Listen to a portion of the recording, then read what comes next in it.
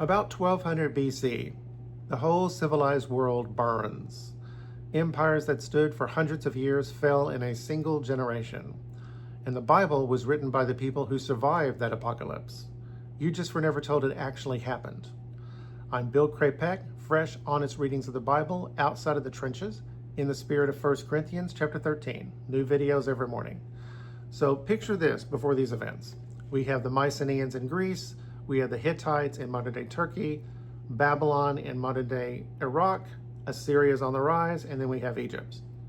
These people are all talking to each other, they're trading with each other, they're exchanging gifts, royal families are marrying in with each other. And then, over the decades, cities are destroyed.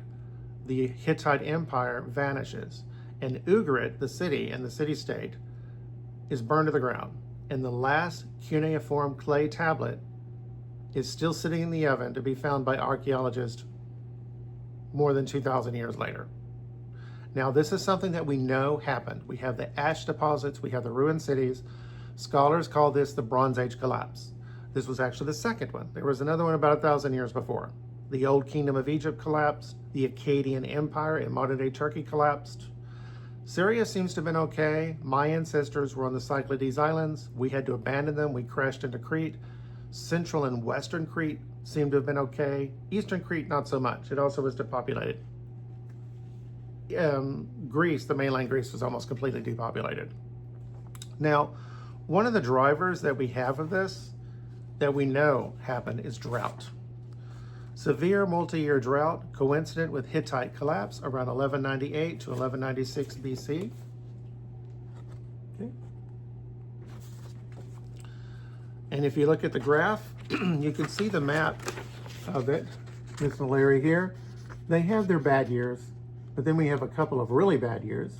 We have a recovery that's not really a recovery, and then we have another couple of bad years. Now, on one side of this, and I've talked about this in a previous video last week, they head into this fighting a civil war.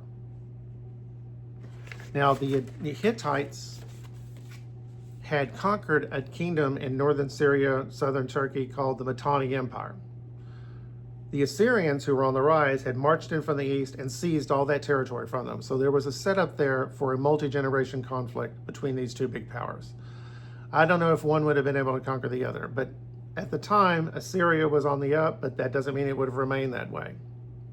Now, the reason why this is important is because we wouldn't have Israel in the Bible without it. Israel was snatched out of those flames like a pearl snatched out of the flames. It was salvaged. The Exodus had happened right before, and then right at the beginning of Judges is when the Bronze Age collapse happened. And you would never know from reading the Bible that there was a Bronze Age collapse. But the Bible doesn't make sense without that collapse. Because with the collapse, what do you have? You have a political vacuum. So you have the period of the Judges, which is chaotic. Now, when they first came there under Joshua in the Promised Land, that was still part of the Egyptian Empire. And we know that now. So if you look at the book of Judges, if the Egyptian Empire were still around, they would have been able to meddle in their business and cause a lot of trouble and keep them from getting their act together. As it was, they were able to go through that period of chaos, get their act together, a kingdom emerges, and then relative to their neighbors, the Israelites are fairly stable, and so King David is able to build his empire. Everybody says that's impossible, but when you factor in the Bronze Age collapse, I think that's entirely possible. Because these people here, these Israelites, they could never get their own act together, much less build a proper imperial administration. So what we have up here is basically a 30 to 50 year military occupation.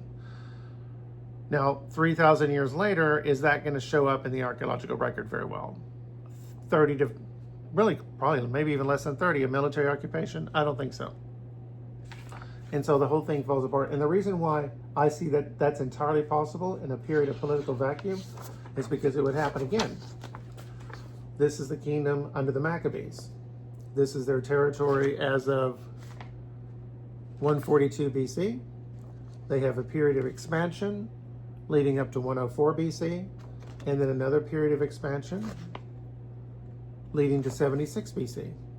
This is before the Romans got here. They don't go as far south here, they don't go as far north, but this territory here was never conquered by King David. So during a period of political vacuum where they have their act together relative to their neighbors, the Israelites are able to build a kingdom that's bigger than modern day Israel, much bigger.